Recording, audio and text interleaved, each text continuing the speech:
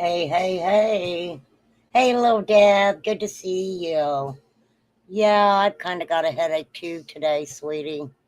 So, I'm just going to go over this case very quickly. Um, so, the gentleman I have showing right now, his name is Carl Miller Patton Jr. Now, in 2003, he was arrested and pled guilty and given a life sentence to committing, I believe it was 5 different red runs. Now, why he has come to the forefront of the Melissa Wolfenbarger case is because he is her father. Now, Melissa went missing. Hold on. Hold on, you guys. Let me get over here to Melissa Wolfenbarger back in 1998 went missing from her home. Hey, Poppy darling. She went missing from her home, like I said, in late 1998. Let me show you her picture really quickly here. I should be able to pull it up. This is Melissa. That is Melissa. Like I said, right now I'm starting at the beginning and giving you a background of her father, who was a serial unaliver, and he was caught in 2003. Now, how this coincides with his daughter Melissa going missing is because Melissa's remains started to be found in 1990. Let's see, wait. What did I say? Don't get myself confused here. She went missing in 98. Her remains started to be found in numerous trash bags, I'll say, in 1999. Her husband, let me show you what her husband looks like. I'm trying not to confuse people, because let me tell you guys, this is Melissa's husband, Christopher. Just forget about it. Yeah, just forget about it. For real. It is very easy to forget. But the forgiveness, I don't know. I used to easily forgive, I think, but not anymore. Not anymore. I'm just saying. But I love that name, Just Forget About It. Just forget about it. Just forget about it. For real, for real. Always good to have you around. Always good to have Just Forget About It around. Now, it's funny because honestly, I was just over Kel's, and they're talking about Ernie, and Ernie having a, hey, May May, a freaking, I started a couple minutes early, Flies. You're fine, girl. You are fine. Just a couple minutes early. I didn't want to leave little Deb in here by herself. She was alone. I didn't want her to be lonely. But anyhow, supposedly Ernie's got warrants out for his arrest. The Ernie Shell is who I am speaking about. I don't know if we know if that's true or not. My understanding is he might owe his probation officer a little bit of money. I know you was looking for your governor. Blythe and Ernie have this weird ass relationship. I'm just saying, it's weird. Okay. Okay. Anywho. Okay. So this is her husband, Christopher Wolfenbarger. Let's get back to her dad really quick, because this is what brought me into the case and piqued my curiosity, was the fact that her mother was on the stand, because they are in trial right now, right? But I'll have to go watch it. Mr. A. I promise I will before I leave. Her mother was on the stand, and the prosecution is trying to say that they're trying to prove that she basically isn't fit to testify, because she is admitting to helping this man right here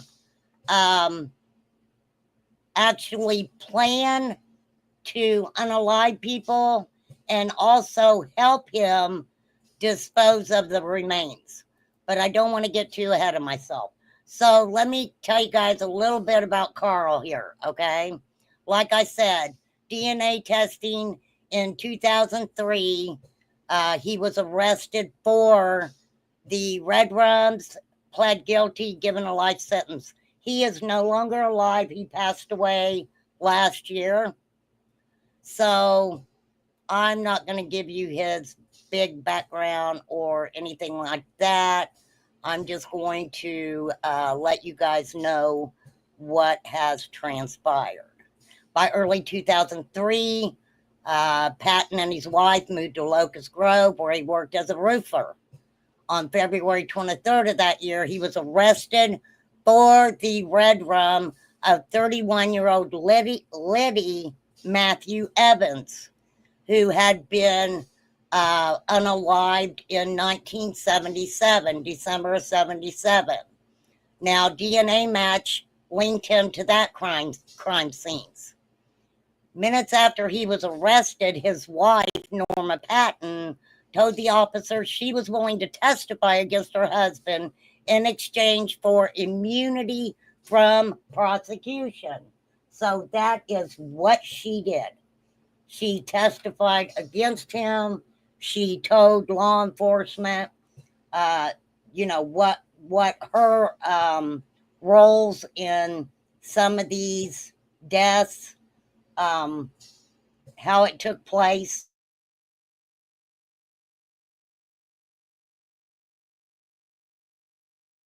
So I think that she was COA, which we all know is covering her own ass. So the testimony in 1977 in November, according to her testimony, there was a person that went by the name Cleveland, who was Carl's partner in crime. So they made a plea deal with her.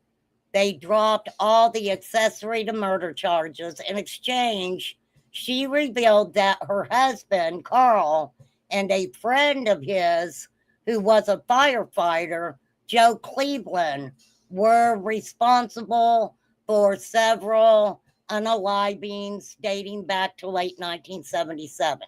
So that is where the last name Cleveland comes in, Joe Cleveland.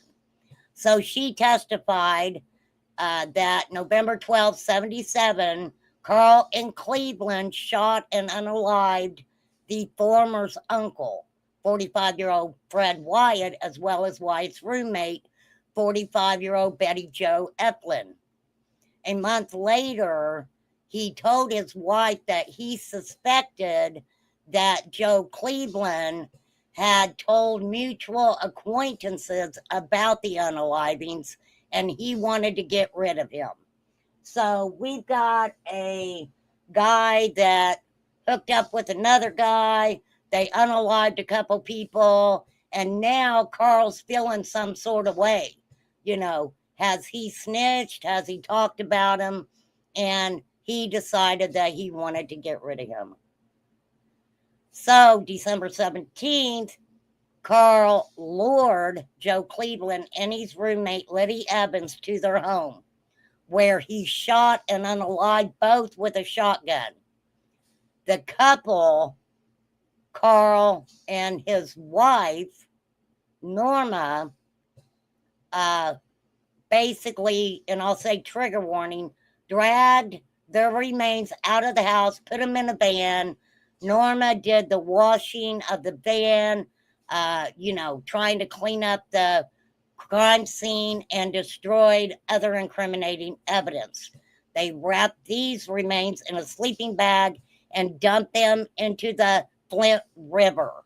So Carl Patton Jr. is considered the Flint River unaliver. Okay. Now, they were found a few days later. So they disposed of those remains. She cleaned the van.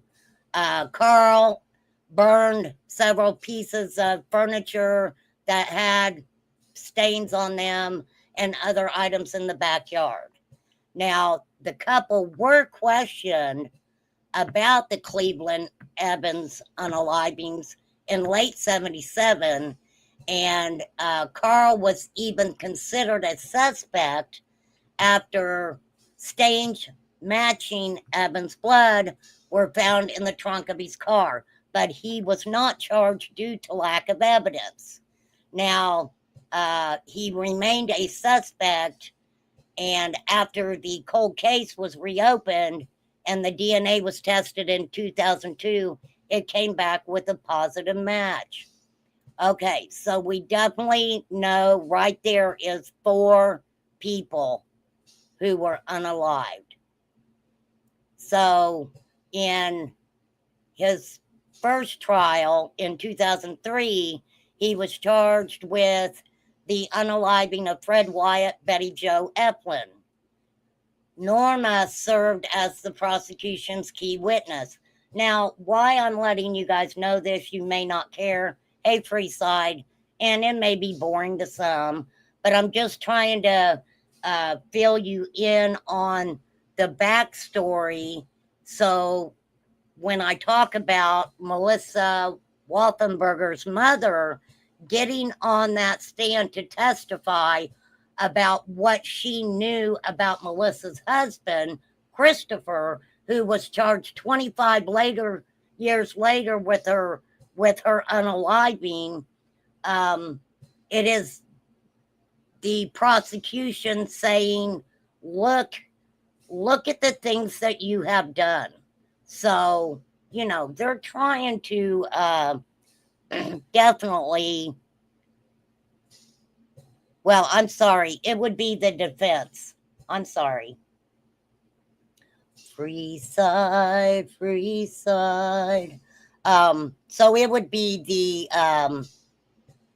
defense going after and trying to discredit what Melissa's mother, Norma, is saying. So there was after these trial ended, this is weird, okay? So let me just go back. Thank you, just forget about it. Thank you so much. I appreciate you. And anybody who gets a membership, you don't have to, but come in and give a little wave. For real. Thank you, just forget about it. I appreciate you. I really do. Okay, so at the time that Carl was charged and given life,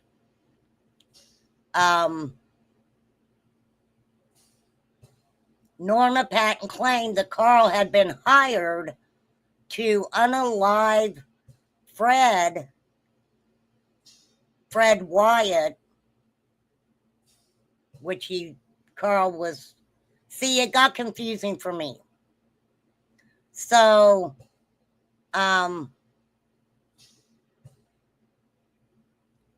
she claimed that Carl had been hired to kill Fred by the man's common law wife, Marie Jackson Wyatt, who had taken a life insurance policy out on him.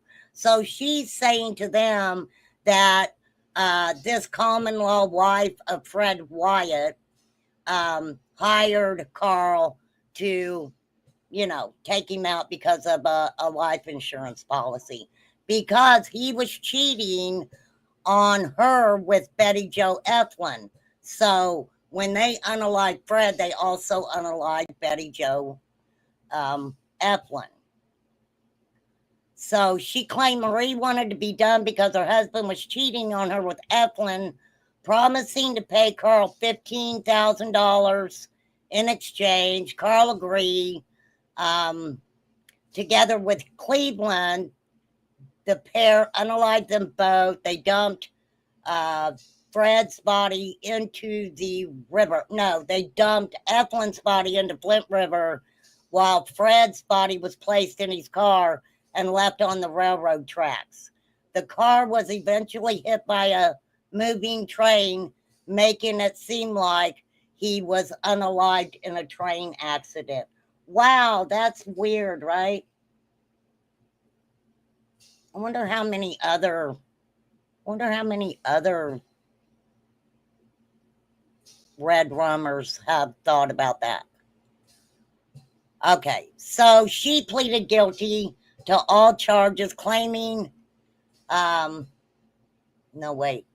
Why am I getting confused here? Yes, that's what I said. Carl pled guilty to all charges, claiming he felt remorse. As a result of the plea, he was given 2 life terms with a chance of parole after serving 20 years. Are you kidding me? Okay, so then he was extradited to DeKalb County, where he was charged with the Cleveland Evans case. In that case, Norma, Melissa's mother, pled guilty and received 12 months probation and $1,000 fine. On March 15th, he pled guilty to their unalivings as well and received 2 additional life terms. This is Melissa's father. Then a month after that trial ended, he confessed to number 5, that of a Richard Russell Jackson. That would be Marie Jackson Wyatt's first husband. He was shot and unalived in Henry County on March 9th, 1973. Now, he claimed Marie also paid him to carry out this red rum. Okay. Let's see. So, now we'll get down to the meat and potatoes here, okay? In 2003, when Carl Patton Jr. was arrested for these red rums, they took his DNA.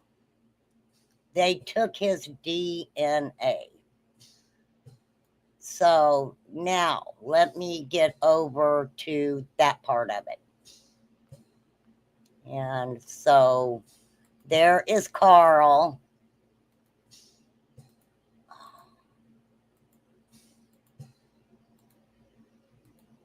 She is very beautiful. Now, Melissa was 21 years old when she was last heard from by her family in around Thanksgiving of 1998. They found her remains 5 months later. Now, They found it in the proximity of Christopher Wolfenbarger's work. Okay? Now, at the time that she disappeared, from my understanding, there was a restraining order in place. She was going to, Melissa was going to leave her husband.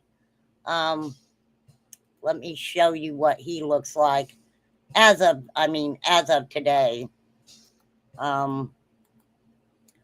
This is Christopher Wolfenbarger. This is his booking photo. He was arrested for the 99 unaliving of his wife.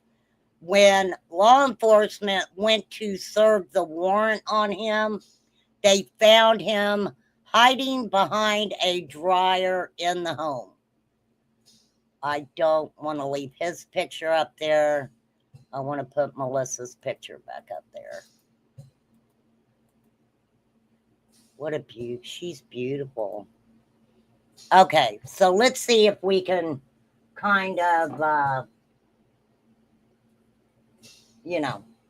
run down. Yeah, I would say that.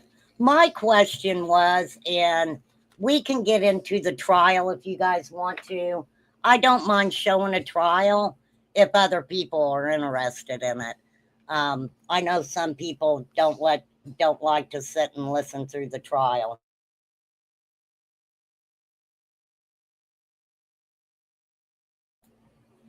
But if you're interested, I'll be happy to show it. Not today though, because I really don't want to keep you guys on here for 3 or 4 hours. I know some of you guys are like, oh my gosh, get off of there. Okay, so basically, a Georgian man is standing trial for unaliving of his wife, who was the daughter of a convicted serial unaliver. Now, my question is number one, and maybe it'll get answered. Did she know that Carl Patton Jr. was her father? That's question number one. And I guess question number two, which I'm sure the mother was asked in court, was why did you not report your daughter missing sooner than what you did? So Christopher Wolfenbarger was arrested in August of 2024 for the unaliving of his wife, Melissa. Her remains, trigger warning, including her severed head, was found in trash bags in April and June of 99. At that time, her remains were misidentified and weren't positively identified until 2003.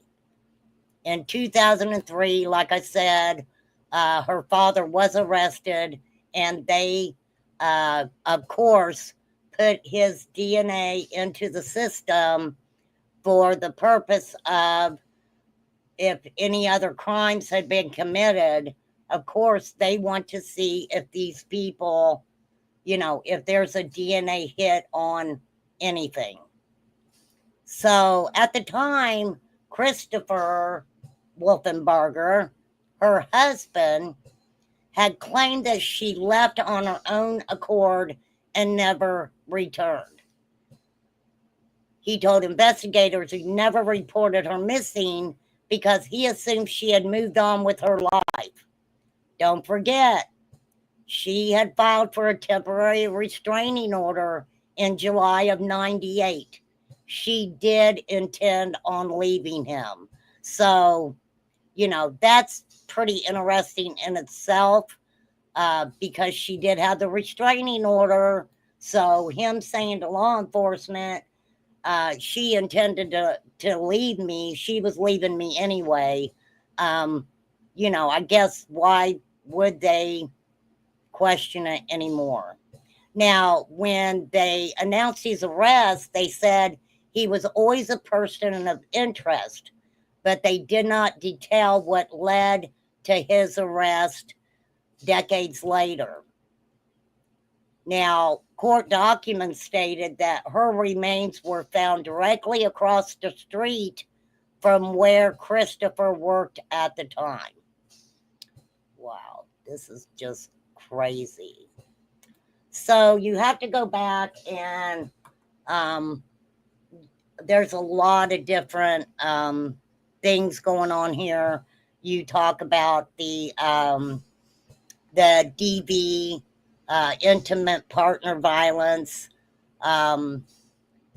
abuse of power and control.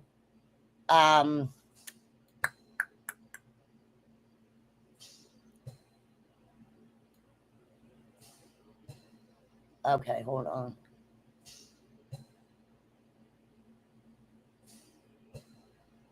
I don't need to go over some of this stuff. The chief medical examiner and forensic pathologist described the process of collecting the remains. The final identifier was her dental records. They also, when they found her, they never did find her torso, which is messed up. They never found her torso at all.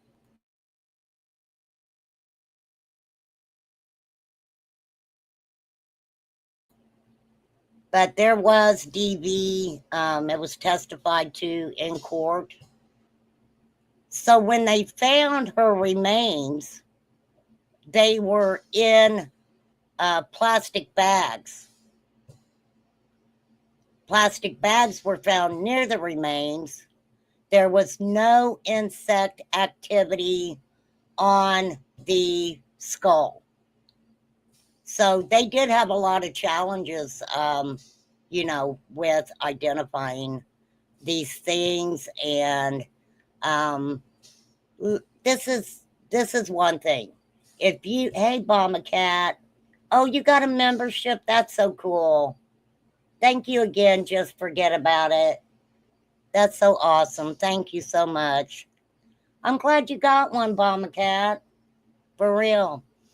Okay, so of course, if you find remains that are in different trash bags, I don't know how you could possibly think that the person passed by natural causes. But, I've heard of cases where, yes, people say that their loved one or something passed from different causes, natural causes, and they were afraid to report it, blah, blah, blah. I've heard it before. I don't know if you guys have. So they could not determine what the cause of death was. They could not confirm strangulation or, being done with a knife or whatever. But the concealment and dismemberment, you kind of have to look at that as homicide, I would think. Okay. And like I said, dental records were finally used, but they could not determine her time of death. Now,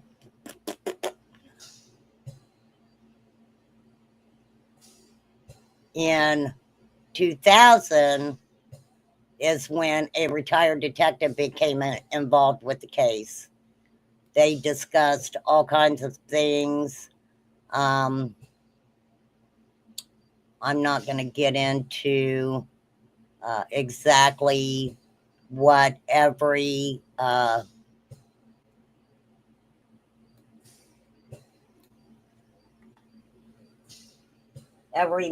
medical examiner. I'm not going to do that right now. Whose birthday? It's Bomba Cat's birthday. Oh my gosh, I got to do it. I got to do it. Happy birthday to you. Happy birthday to you. Happy birthday. And I'm glad you got a membership. Bum cat. Happy birthday to you. And many more. Happy birthday, girl. That is cool. That is too cool for school. Okay. So I'm just going to give you kind of a rundown on what Melissa's mother, Norma, testified in the trial. So Norma had been married to Carl for 56 years. Now we know he passed away in prison last year. She stayed married to him even after he was convicted of being a serial unaliver. Okay. We know that she took a plea deal to snitch him out, tell them what she had to do with the crimes, and she ends up getting probation and a fine. Okay, anyhow. So Norma and Carl, it's being said that they actually sought help from the police when their daughter Melissa went missing. Okay. Now, Norma had been active on a podcast. They were trying to find out what happened to their daughter. And I guess just because you are serial unalivers and you unalive other people, it doesn't mean that you are going to do that to your own family and that you cannot feel love, I guess, right? Kind of weird. Hey, the mouse, I hope you're doing okay, girl. Okay, so there were inconsistencies that the defense was trying to point out in the timeline of inquiries into Melissa's whereabouts. That is I probably heard a little tidbit of that, and the question stuck in my mind why it took so long. Okay. Now, knowing that Melissa's father, Carl, staged red rums as accidents, committed red rums for insurance money, Norma still loved her man. So they asked her about her efforts to check on Melissa and her perception of her son-in-law, Christopher Wolfenbarger's character. So, I'm sure it was a challenge we're talking about things that happened 25 or more years ago, and I couldn't even tell you exactly what transpired that long ago. So, what is interesting is that Melissa had what they are calling a co-worker lover. Okay? Thomas Michael Dixon, he worked at the Waffle House with Melissa. He became intimate with Melissa in late 1998. He did not know she was married. He did note physical signs of abuse on Melissa. So he testified to that. So, of course, the defense went after Dixon's history, criminal past, including bank robbery. Okay. So her lover had robbed a bank. Okay, that's kind of interesting. Now, Melissa and Chris had a daughter named Christina. She was raised by Chris's parents, and she believed that they were her biological parents for most of her childhood. Okay, so that's interesting.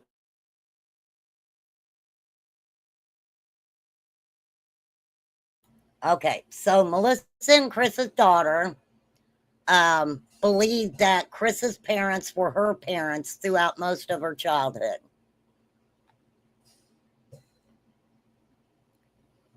She developed an interest in Melissa's case and reached out to the Patton family. She described confusion around her relationship with her father, that she didn't know was her father, and their conversations about her mother, Melissa.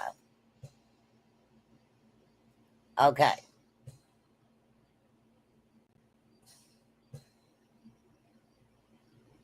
Let's see what else I have.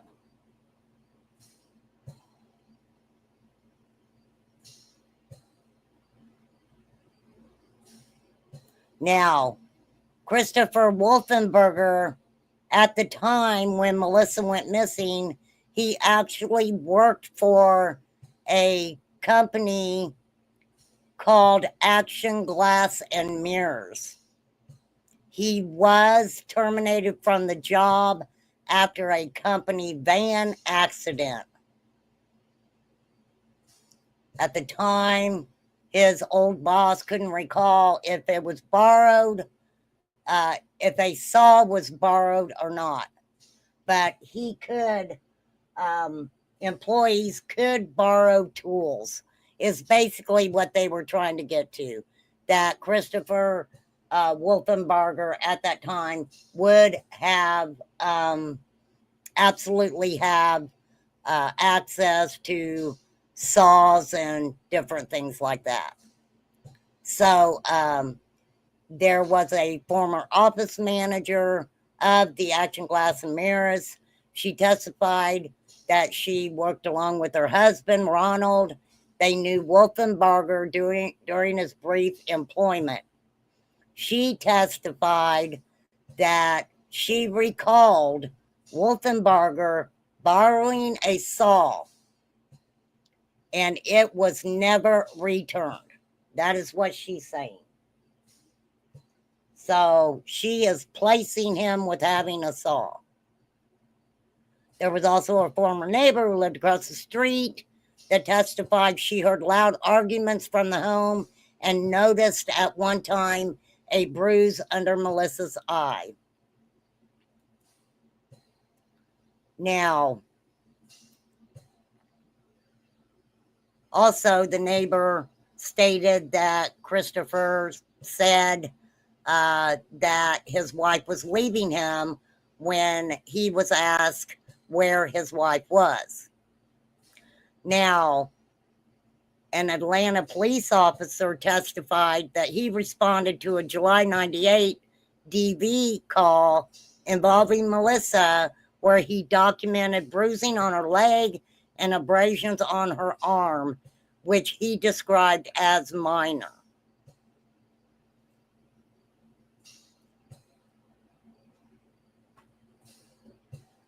Atlanta police officer Detective Stephen O'Hare led the August 24 operation to hang on a second, you guys.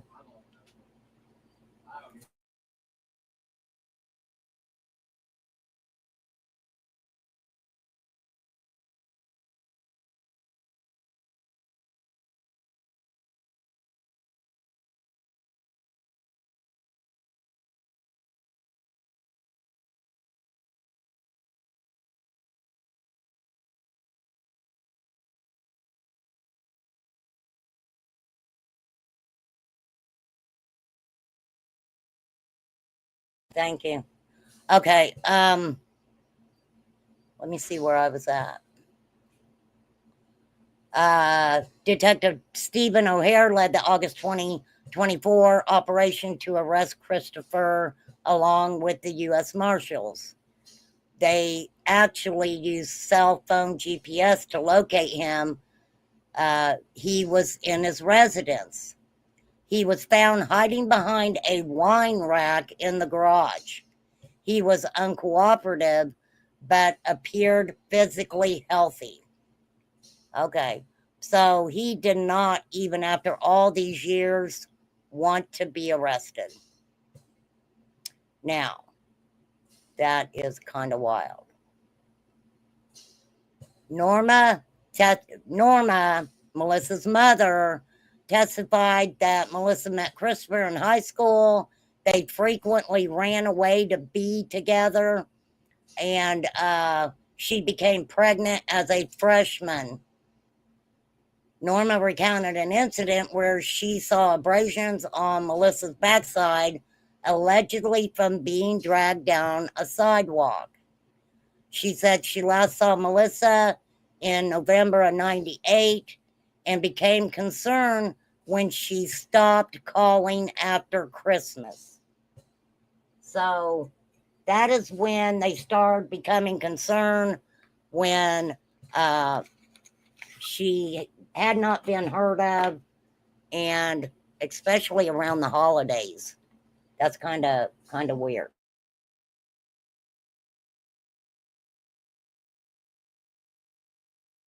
Okay.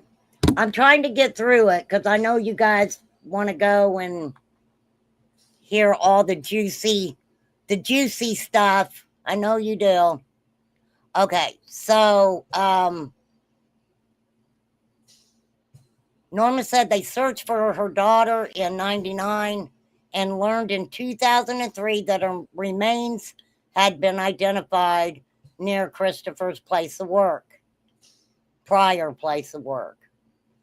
She had to discuss her husband's own arrest and the deals that she made testifying against her husband.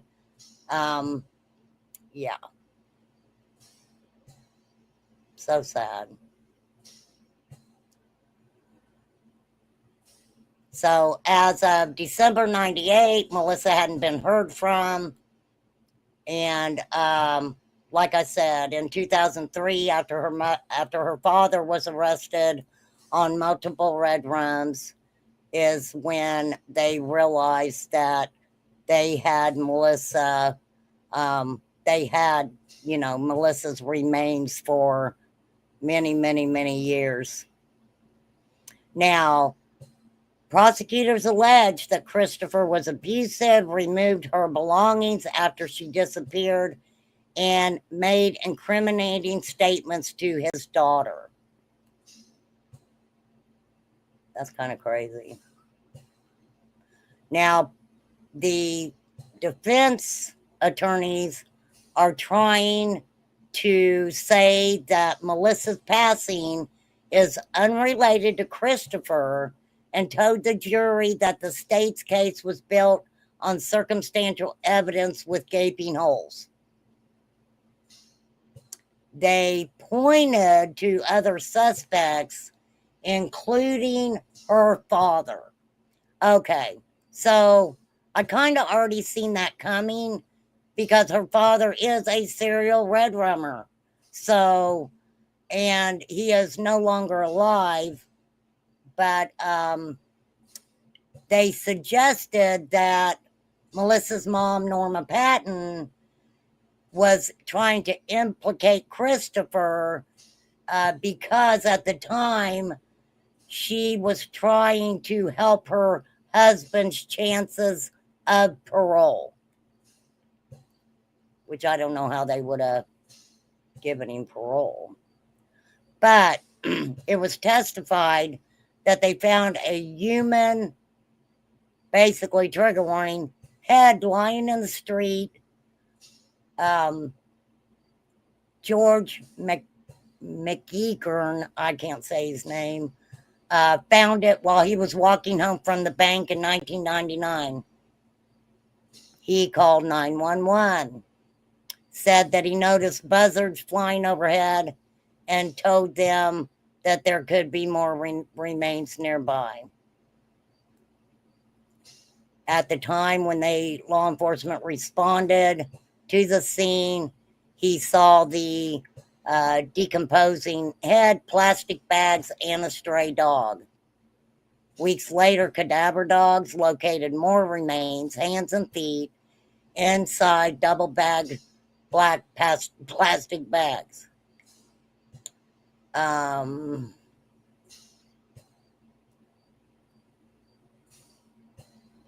Let's see. The defense is trying to prompt a dispute claiming missing evidence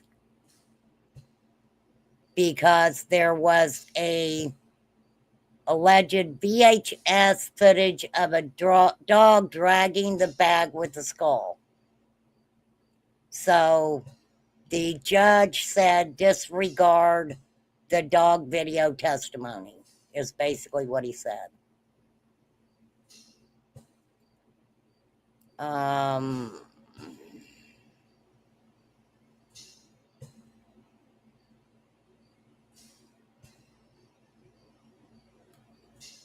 That is when they searched and found the other parts of her. So Melissa's sister testified about the marriage between Melissa and Christopher, and she basically described that there was a 7-year age gap between her and her sister, Melissa. They grew up together with their parents, Carl and Norma Patton, and grandfather. In 91, Melissa had briefly lived with her sister in Tucson, Arizona. They both worked at the Waffle House together, and Melissa later married Christopher. During a breakfast gathering that included Chris, he made a chilling statement. I know how to get rid of a body, which alarmed the group. At the time, Melissa was living at home, but dating Chris, which distressed her sister due to the troubling relationship. To raise awareness about Melissa's passing, her sister attempted to talk to reporters. Tina admitting to having issues with their mother and identified as a daddy's girl. Previously mentioning that she was convicted of MATH related charges. So they pressed her on the last time that she saw Melissa, which she said was in March of 99, just a month before Melissa's body was found. So, but that doesn't make a lot of sense, right? Because if she had seen her a month prior, well, I guess it would depend on the area and the climate, right? Due to as far as the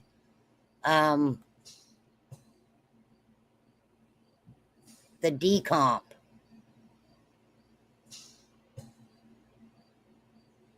The decomp.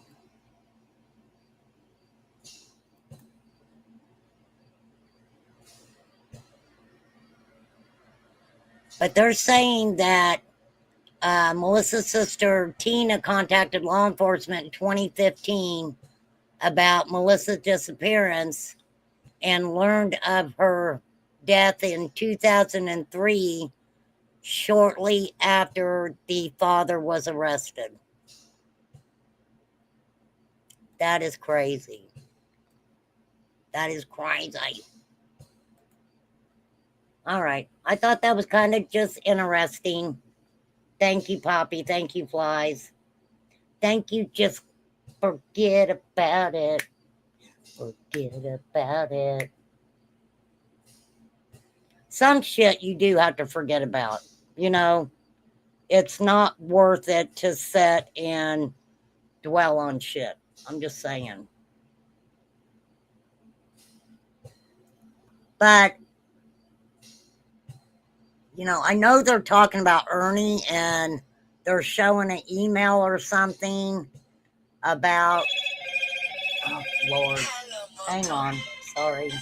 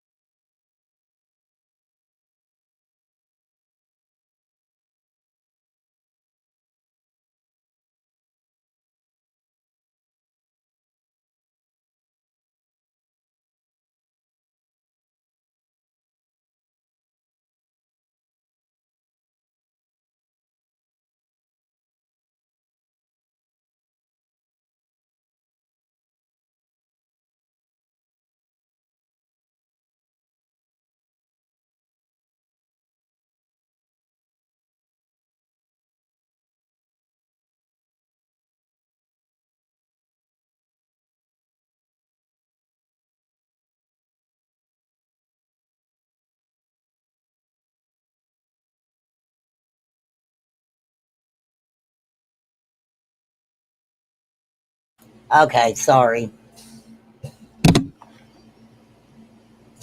Chad's cooking tonight, so.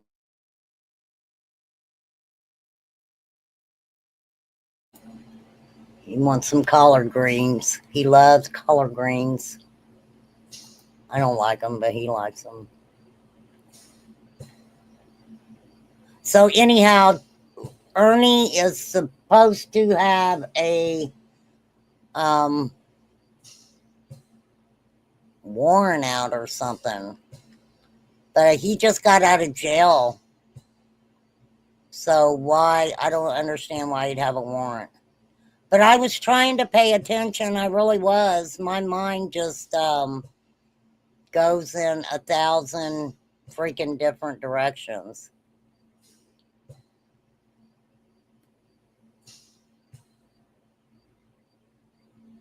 Okay.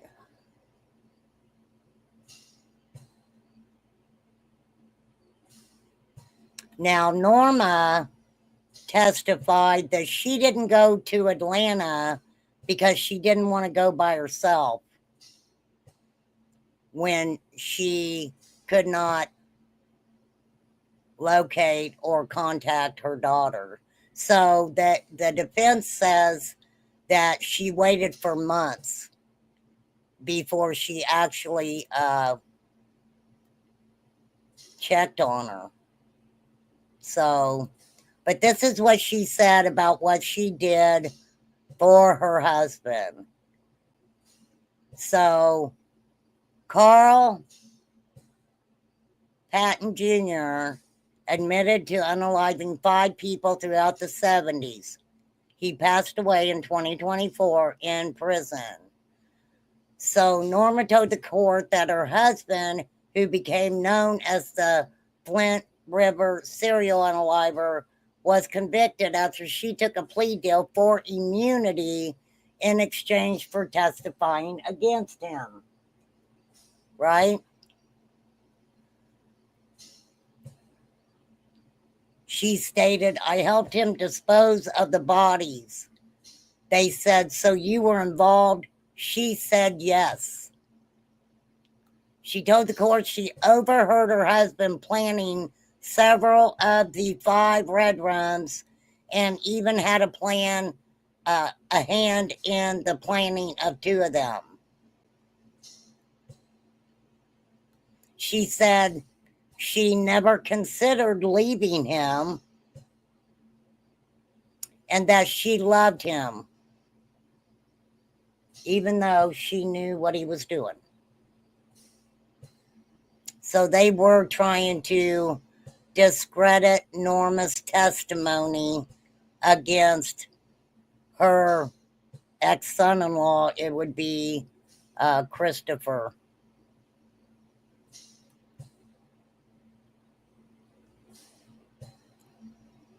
That's sad that she wasn't identified until 2003.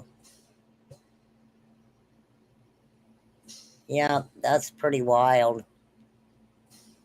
26 years. 26 more years to connect the DNA of Christopher Wolfenbarger. So, for sure. For sure, for sure. All right, that took 1 hour. 1 hour.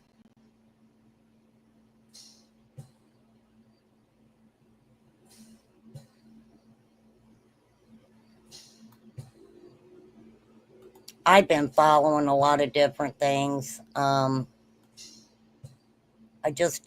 haven't been getting on YouTube. I mean, if somebody's live, when I go on, I do try to go in and say hi. But a lot of times I don't know what people are talking about. So she did, though, Fly. She got full immunity. Absolutely.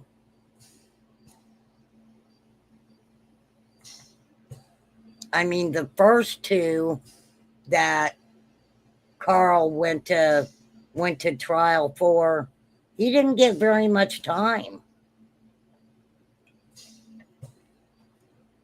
Not at all. Not at all.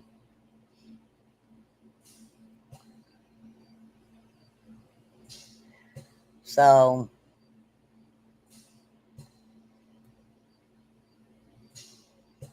I don't know what else is I don't know a lot else about what's going on the YouTube streets, because I just hadn't really paid much mind to it. Did Ernie say he had a warrant, or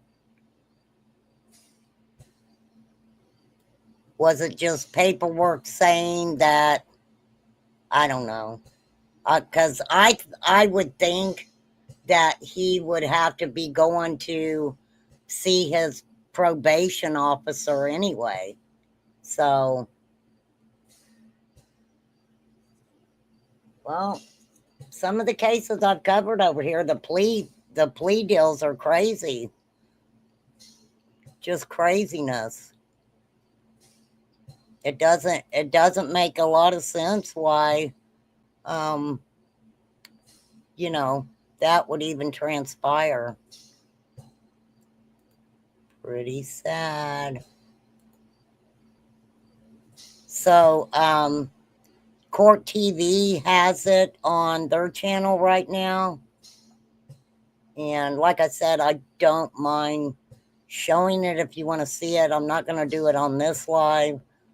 Usually if I use other people's stuff, I try not to monetize it, because they're the ones who work to do it, not me. So, the Harlan Enterprise. A pair of Harlan County men are facing charges, including substance trafficking, after allegedly being found in possession of suspected MATH. Murray Caldwell, 68, and William Depp, 40, were arrested by the Harlan County Sheriff's Office, according to the press release. Well, what you know. Harlan County Sheriff's Office assisted the Office of Probation and Parole on a home visit in the Shields area on August 10th. During the visit, the probation and parole officers located suspected meth, substance paraphernalia, and cash in the bedroom occupied by Caldwell, whose alias was Alan Murray, during a search of the property. Law enforcement also located a firearm under the bed.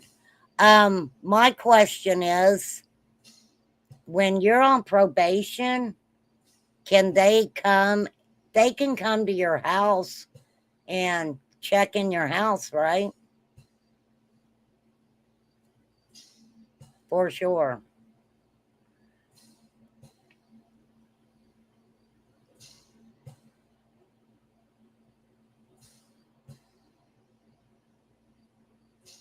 I'll tell you what cracked me up over Kells is somebody was on the panel and they were like, "Yeah, I've heard Remain Comp's name. I went over to check it out. I don't I don't like the stuff she talks about." I was like, was that on a need to know basis, the Shannon? For real. I think if you met me, you might like me a little bit. Just a little bit. No, I'm good with it. I thought it was funny. I thought it was funny. But Ernie, everybody talks about Ernie. You know, old Ernie. So they can just come in and search your home if they need to. Well, maybe these guys didn't know that because I wouldn't expect that they would have that shit in their house if they were going to come and test and check it out. I mean, that's kind of crazy. Kind of crazy. But yes, I tried to get through that case pretty quickly for you guys. So hopefully you guys understood it. I mean, when I first started hearing about it, I was kind of like, wait a minute, I've got to make sense of this because it kind of didn't make sense to me. I'm like, okay. But now that I went through it, I think I understand it a lot better. So now they'll just be waiting on the outcome of the jury and what the jury decide. I think it's going to be pretty interesting, though. Kind of crazy case. Now, if you go back, the parents, the mother and the stepfather of the little boy that's missing right now. And, I apologize for not getting into the case, but it's kind of turning into, things that's been happening in missing children's cases that, I think are just kind of over the top. I seen where and I don't talk about different people's channels, Hatfield and McCoy's had actually went to the home of the mother and the stepdad, I'm assuming, and, were questioning them. They supposedly found a trash bag with clothes, kids' clothes in it or whatever, and they ended up leaving the home. And kind of what we've seen going on in quite a few of these missing kids cases. Once YouTubers start doing whatever it is they're doing, then these parents leave the home. And then usually the YouTubers, they kind of just,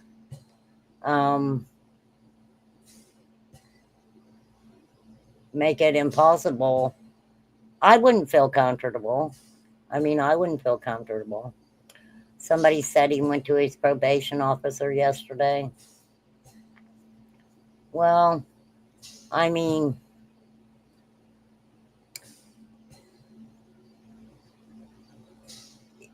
he's allowed to leave the county, isn't he? Isn't he allowed to leave the county that he's in? I don't know, because to be honest with you guys, I don't, I kind of watch clips and stuff of what goes on with Ernie. Oh, I need to pull up that clip. Okay, hold on. Hold on. I need to. Which, is that under the same channel, I wonder?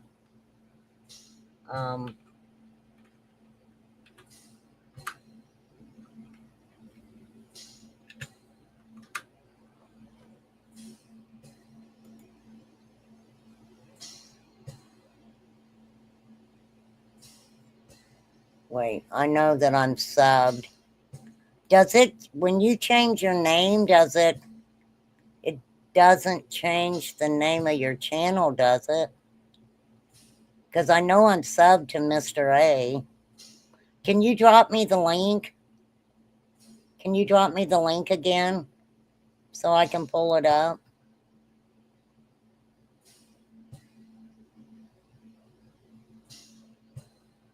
And I will check it out. Can you get it? It's Mr. A's clip.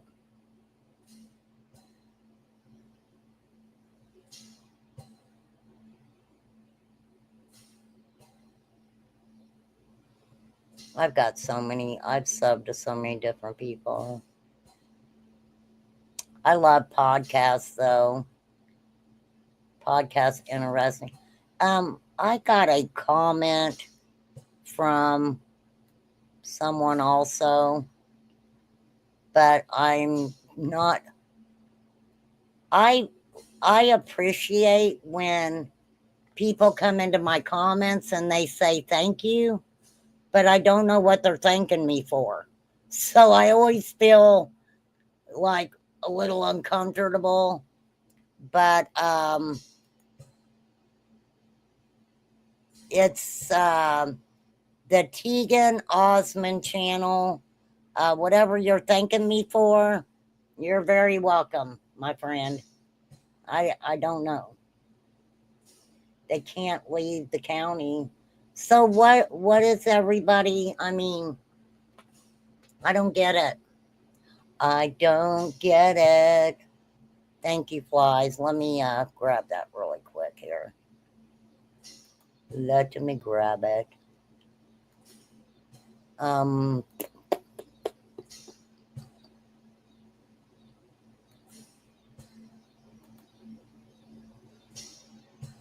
I was listening to some pop culture stuff, and Little Nas X was running around I don't know if it was LA or where it was at, but okay, hold on. There, I got it. Let me put my earpiece in here. Let me put my earpiece in. You seen where he was arrested?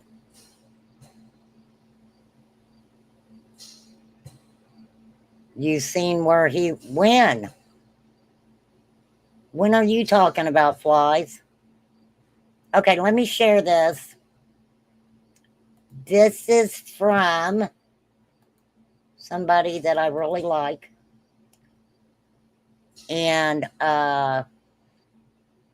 it's called Meow Meow. Meow Meow. Okay, here we go.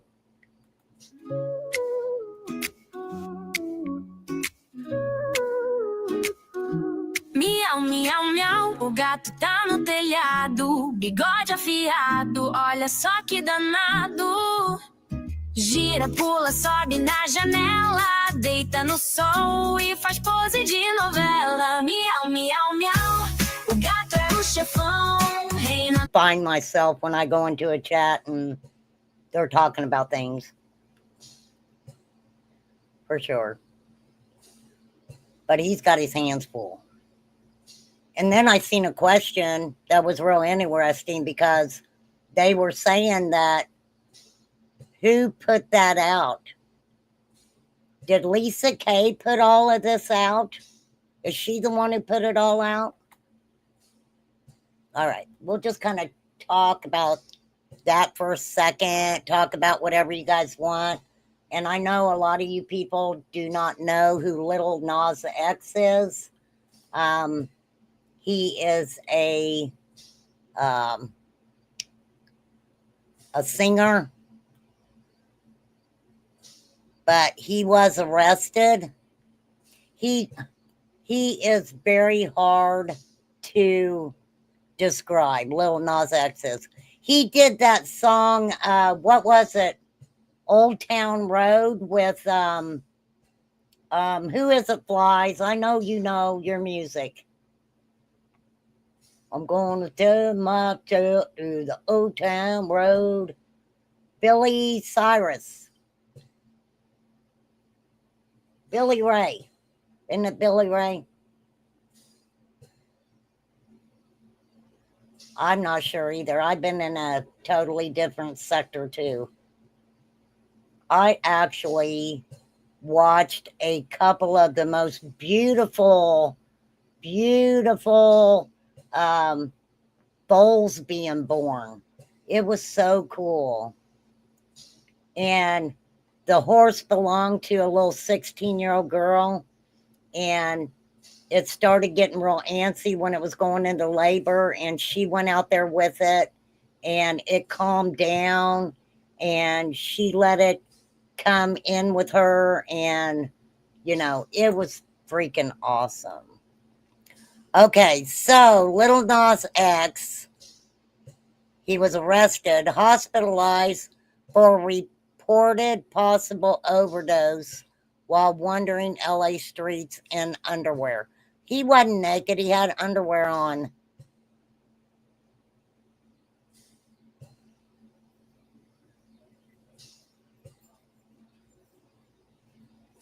He was reportedly arrested for alleged assault of a police officer in Los Angeles.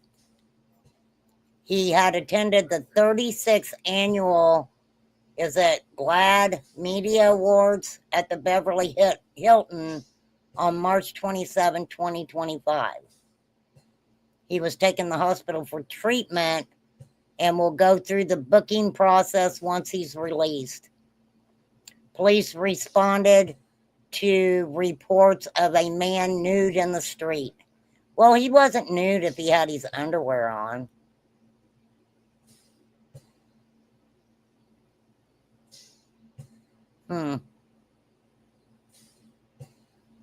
He went on to batter an officer, so that's what he was booked for.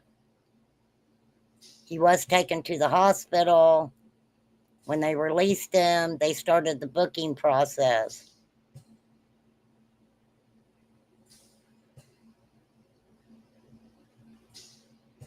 So he's saying that now he has facial paralysis.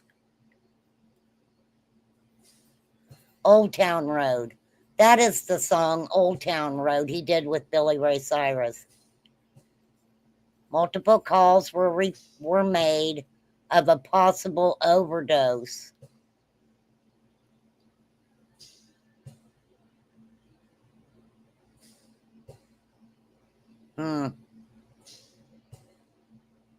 In April, he shared a video to Instagram taken from a hospital bed and said he was suffering from facial paralysis.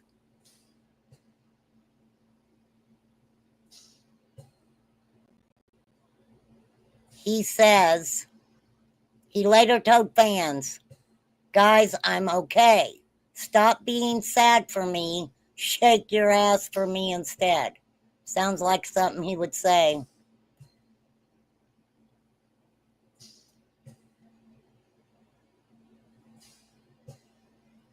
The problem is,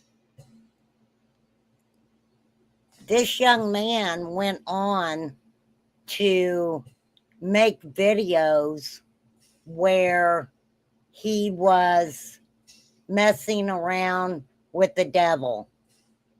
And this has ended up happening. Seems like that happens a lot. You know, we see some of these performers and stuff, they will start messing around with the doing devil stuff, and yeah. For sure.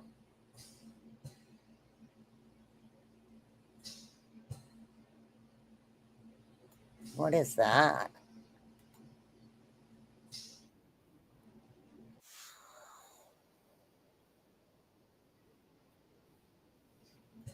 Okay, wait.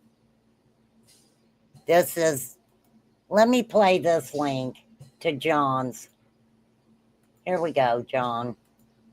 Here's a short I just found. Here we go. Here we go. Sure.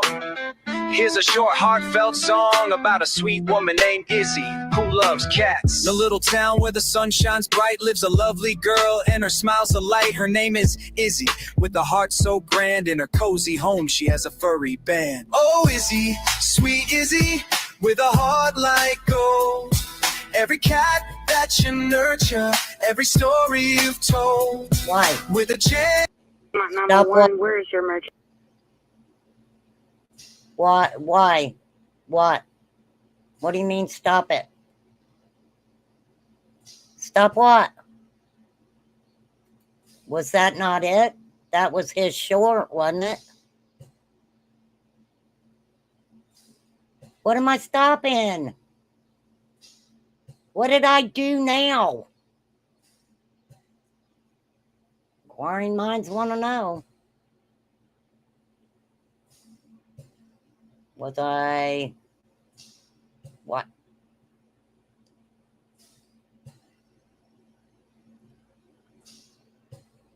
Is that a catch and release song? I'm totally lost. Enlighten me. Why did I need to stop it? I just showed the whole thing. It was just in a different language. Oh, what was he talking about? What did I miss? Okay, I don't think I want to know what I missed. All right. For sure. Okay, let's see. Let's see what else I got. Another live that I have to figure it out.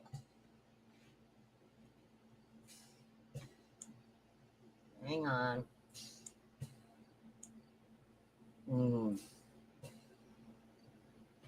Okay. Well, we didn't even hear the whole song.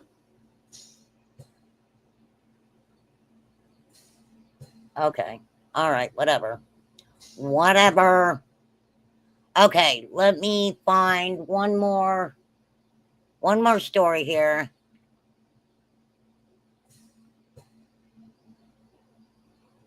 This is kind of a weird story. So let me pull this up. All right, here we go. I don't know what I'm going to have to do. Oh, yeah. Yeah, I'm good. I'm good. Thank you for letting me know that. Yeah. Okay. So, a woman told a retiree that he made her blush and invited him to visit. He passed away before learning who he was really talking to. So, Thungbu, Wang Bonadu's wife, begged him not to go to New York City, thinking he was getting scammed. She only found out he was messaging with a chat bot afterwards. Oh, that sucks. A 76-year-old New Jersey father passed away earlier this year after he fell while attempting to travel to New York City to meet a beautiful young woman who had invited him to visit, or so he thought. In reality, he had been chatting with an AI chatbot on Facebook. After his fall, he was left there was no brain activity. Now his family is speaking out. Wow. Earlier this year, a 76-year-old New Jersey man severely injured his head and neck after falling while trying to catch the train to New York City to meet a beautiful young woman. In reality, he had unwittingly become infatuated with a meta chatbot. That is just fucked up. After 3 days of being on life support following his fall, he was unalived. He was a husband and a father of 2 adult children. He had suffered a stroke in 2017 that left him cognitively weakened, requiring him to retire from his career as a chef and largely limiting him to communicating with friends via social media. On March 25th, his wife Linda was surprised when he packed a suitcase and told her he was off to see a friend in the city. His wife was afraid that he was going to get mugged. She was worried about him getting robbed.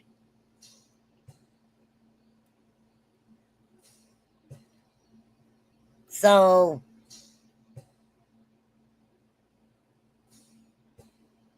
her and his daughter Julie tried to talk him out of it. So later, his wife Linda hid his phone, and the couple's son even called local police to try to stop the excursion. Authorities said there's nothing they can do. They told Linda they did convince him to take along an Apple AirTag. Wow. That's horrible. That is horrible, you guys. That's so sad. That is freaking sad. Oh. Life can be really sucky. Life can be really fucking sucky. For sure. For sure. Well, I guess I can go and I'll edit that out or whatever. I'm sure to come up in my email because of the music and because, yeah, I don't know. Me too. I'm lost too, Deb. I guess you need to find me.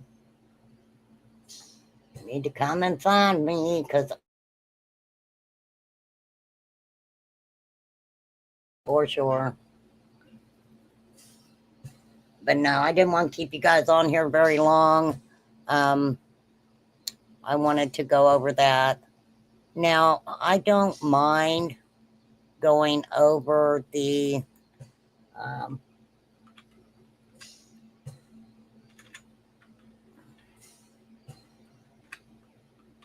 see.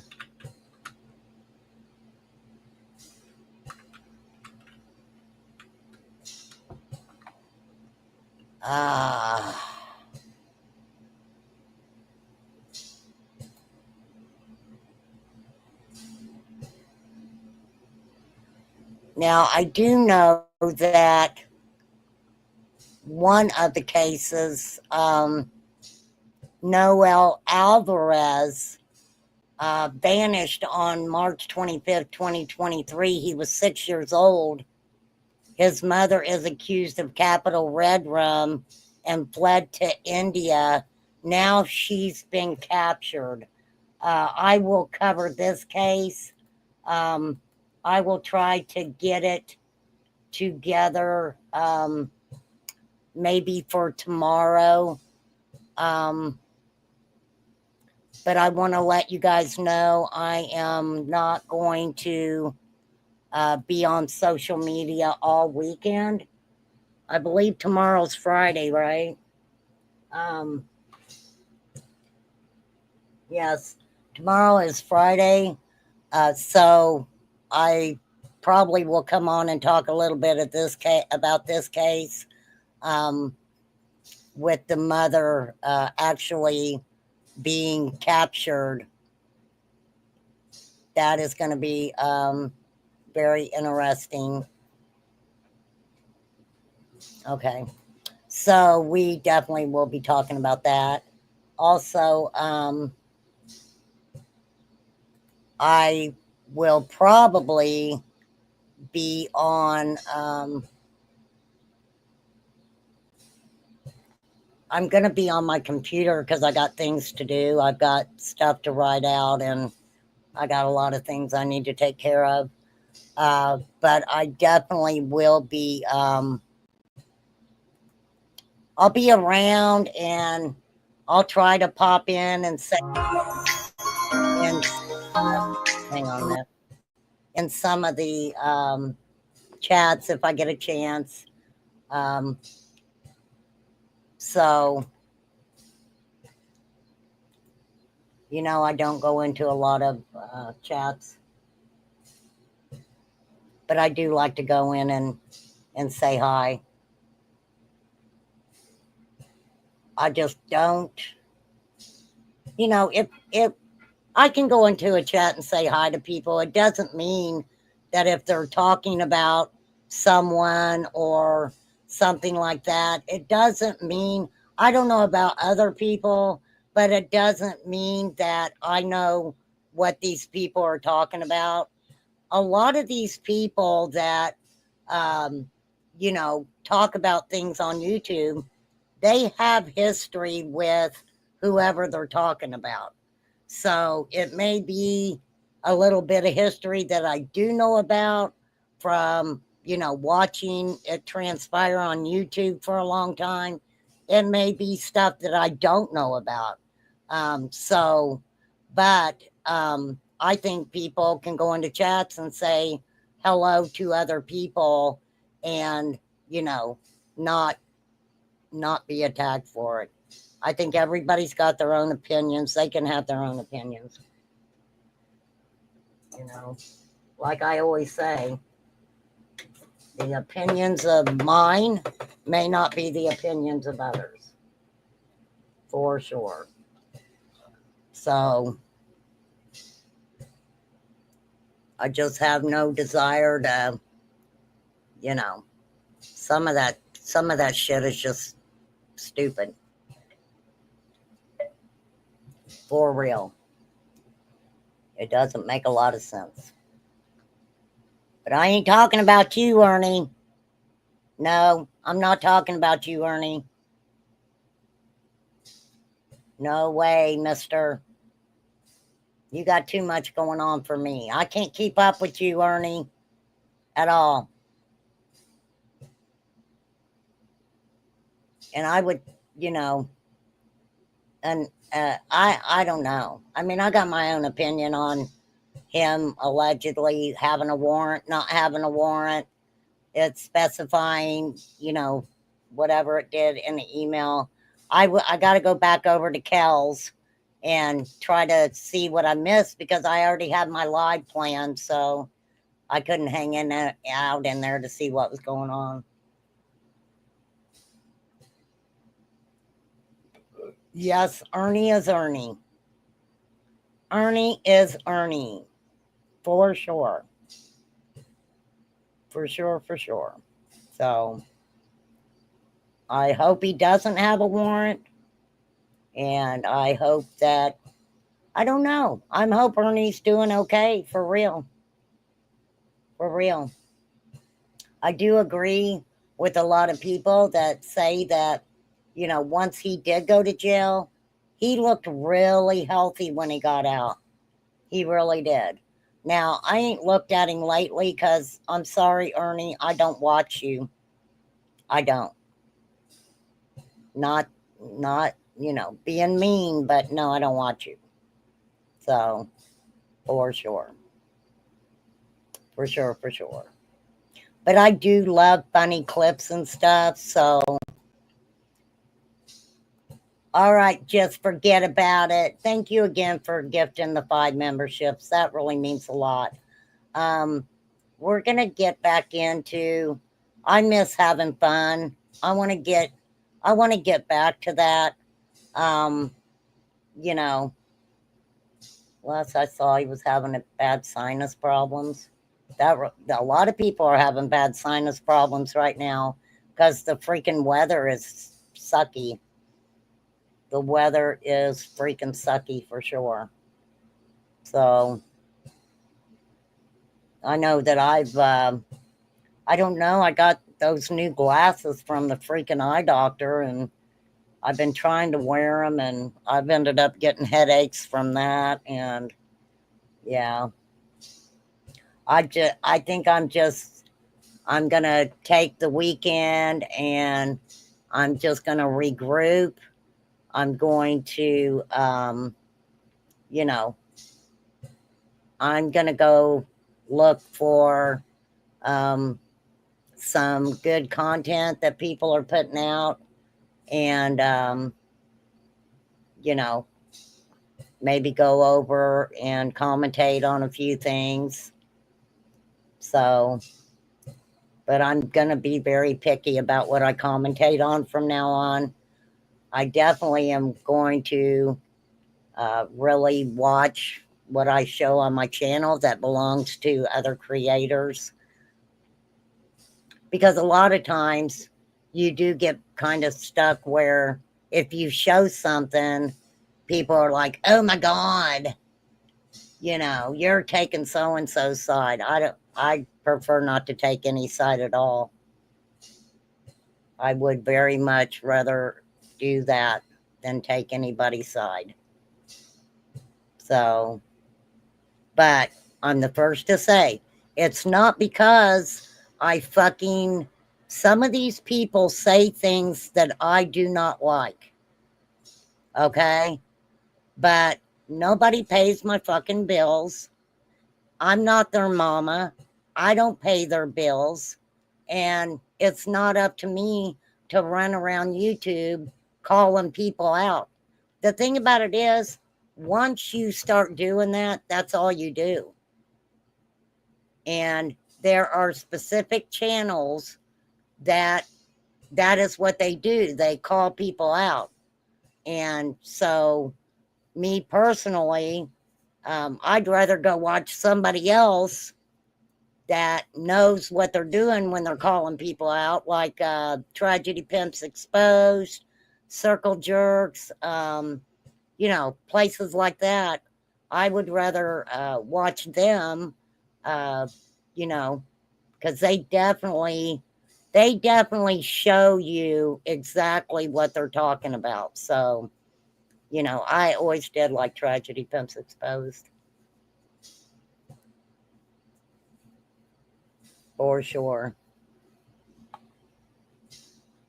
For sure, for sure. And dang, Gypsy is live again. Gypsy, I gave you a 5-star on my TV yesterday. But I'm getting car sick. Okay? For real. I always try to go. I haven't been in her chat for a long time, but I always go over and give her a thumbs up. I do, Gypsy. I've always liked Gypsy. I have. For sure. For sure, for sure. But I do appreciate everybody who came in yesterday when I was going over the Amy Bradley case with Kirst. I didn't realize that um, I had changed the time on it 2 hours because somebody else was live. I didn't know who was live, you guys. I still haven't went over and watched that person that was live. Um, you know, so that probably won't happen again, but I don't know. I mean, I thought Curse was watching it. That's the only reason I changed times on it, because I thought Curse was watching it. So, but yes, the Patton family and the Wolfenbarger family, that's some interesting stuff. I mean, it's sad that Melissa and Christopher's daughter were raised by his parents and didn't even know that they weren't her parents for many, many years. And what a way to find out that, what would it be?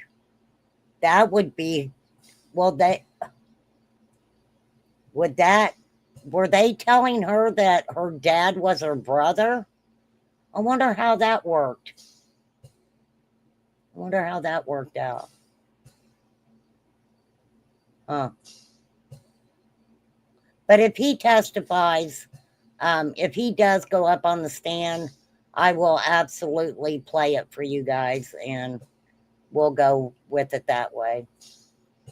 But I have been on, we got 15 minutes because I have freaking OCD. So, what, any comments anybody would like to make before I get off here? Just go for the gusto. You got 15 minutes. Well, Deb, it was good to see you. You made it through the whole live. Yay, Deb. Thank you for being in here. I know you said you had a headache. So I'm trying to cut down my lives again to an hour, no longer than 2 hours. So, but I have to say, the last 4 or 5 hour live I did was really interesting. And, I always have interesting conversations with Kirst. It is nice to be able to, sit with someone on panel and definitely talk about things, people seeing things, in different ways and stuff like that. So, for sure. For sure. For sure, for sure. But yeah, this weather, I mean, it's hot and then it starts cooling down, which I like it more when it's cool out. But, we got just a little tiny bit of rain here. All that does is make it freaking hotter. It just makes it freaking hotter. The grass is ready to be mowed again, so we'll have to take care of that. Well, I don't take care of it, but it's got to be taken care of. So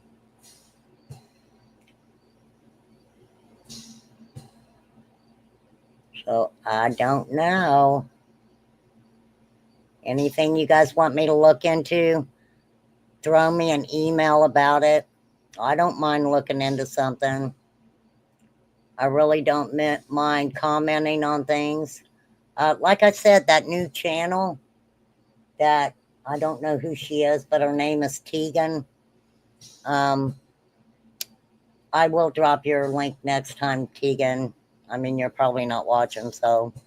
But yeah, she talks about, it's really interesting because she talks about narcissist, and different things like that. So it's really, really interesting. I had went over and was looking at some of her posts, and it was interesting what she said. So thank you for dropping my email. Thank you, Flies. And thank you, Poppy. I appreciate you too. I do. For sure. For sure, for sure. All right. Well, I know I'm boring everybody. So I'm going to hop off here, but yeah, I'll do a little live tomorrow. I'm not going to keep you guys on there very long.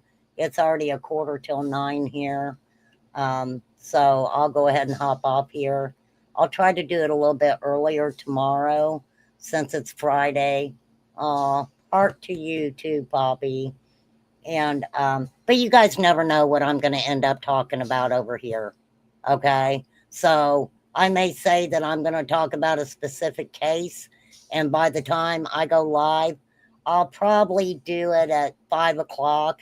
And that way, because people do all kinds of stuff, right? I want purple. Purple. Paint Charlie's nails purple. Mauve. Do him the mauve color. Do him the mauve color. So, for sure. For sure, for sure. So, okay. I am, like I said, you guys don't know what we're going to be talking about. I may find something that I want to comment on. I seen Jody Sue Brown. Are you ever going to unblock me? I can't even come in there and say hi. Now, I think that, you could unblock me after 4 freaking years. For real. Well, why did you even ask if you knew he wasn't going to like it? Lord Jesus, take the wheel on that. All right. Peace out, everybody. Have a great night. I will see you tomorrow. I will start my live at 5 o'clock. And like I said, you don't know what we're going to be talking about. It may just be a free-for-all. Maybe we'll just have a free-for-all. I don't know. Sounds like fun, don't it? It does. All right. Peace out, everybody. Have a great night. Say prayers for everybody who needs it, for sure. And I will catch you guys tomorrow.